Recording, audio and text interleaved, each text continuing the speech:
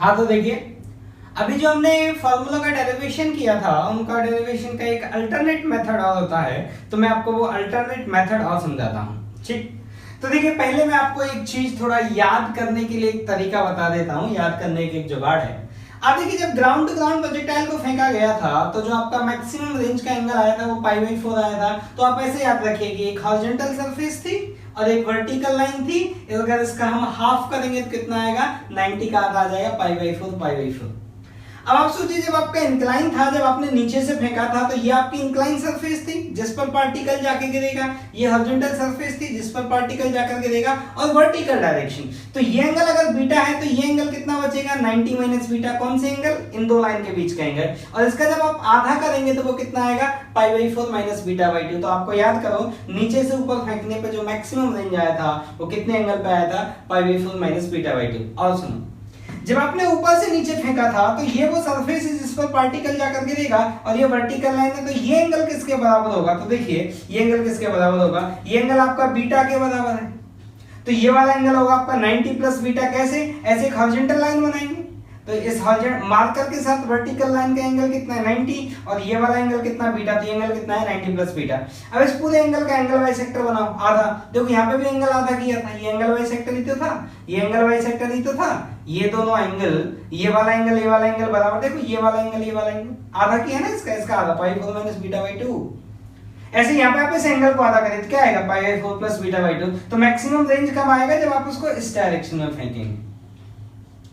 Maximum range कब आएगा, जब आप उसको इस डायरेक्शन में फेंकेंगे।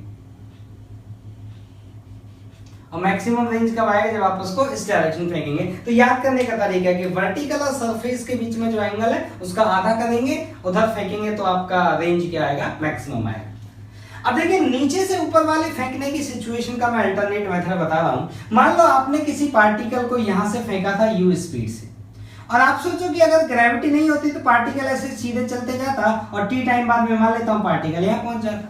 लेकिन ग्रेविटी होने के कारण जो पार्टिकल है वो यहाँ नहीं पहुंचेगा, यहाँ से कुछ नीचे मिलेगा, और t मेरा टाइम ऑफ फ्लाइट है, तो टाइम ऑफ फ्लाइट के बाद पार्टिकल यहाँ पे लैंड किया है, मतलब पार्टिकल यहाँ के बजाय कहाँ मिलेगा, यहाँ मिलेगा। तो पार्टिकल कितना नीचे आया, हाफ gt²। ये कितना है आपका ut, अरे कितना चल के जाएगा, ut चल के जाएगा।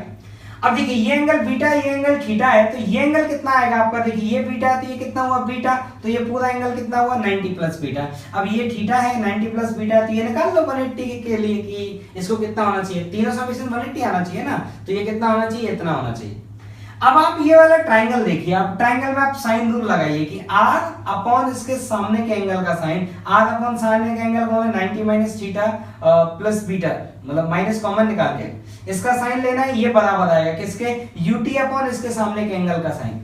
अब t कौन है हमारा, टाइम ऑफ फ्लाइट, उसकी वैल्यू हम जानते हैं कितना, tu sin theta upon g cos beta. तो देखिए sin 90 माइनस थीटा क्या होता है, cos थीटा, तो क्या आएगा cos थीटा प्लस बीटा। ये क्या लिखा हुआ है, u upon cos beta, u upon cos beta, ये इधर चला गया, t का value 2u sin theta upon g cos beta, और ये आपका रेंज आ गया। ठीक, सिमिलर स्टोरी जब आपने ऊपर से नीचे फेंका, तो मैं मान लेता हूं आपने पार्टिकल यहां फेंका, और कैपिटल T टाइम के बाद मैं कह रहा हूं पार्टिकल यहां होता, अगर ग्रेविटी नहीं होती तो।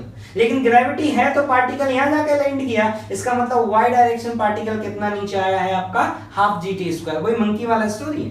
तो ये कितना हुआ, हाफ gt²। ये कितना लेंथ आएगा, ut, क्योंकि t टाइम में पार्टिकल यहां पहुंचा था, और इसको हमने बोला रेंज। अब आप सेम इसको साइन रूल लगाइए, ये वाले ट्राइंगल में साइन रूल। तो देखिए r अपॉन सामने के एंगल का sine equal to this length upon सामने के एंगल का साइन, साइन 90 माइनस बीटा। देखो, और ये 90 माइनस कॉमन लेंगे तो क्या बचेगा, थीटा माइनस बीटा, तो वही तो लिखा हुआ है। ठीक, अब इसको आप उधर भेज देखिए u अपॉन, देखिए क्या आएगा, यहाँ पे देखिए क्या आएगा, इधर लिखते हैं। तो ये क्या बनेगा, cos थीटा माइनस बीटा, तो u cos theta minus beta. ये क्या बनेगा, cos बीटा, और t का वैल्यू पुट किया जाए, कितना है, tu sin theta upon g cos beta, तो ये आपका आ रहा है। ठीक, तो देखिए ये आपके रेंज का फॉर्मूला आया। तो इस तरह से भी आप क्वेश्चन को प्रोसीड कर सकते हैं। तो देखिए इस मेथड को भी याद रखिएगा, कभी कोई ऐसा गंदा क्वेश्चन आए, मान लो नहीं हो रहा है, तो एक बार इस मेथड से ट्राई करके देख लेना, क्या पता हो जाए। ठीक, चलिए।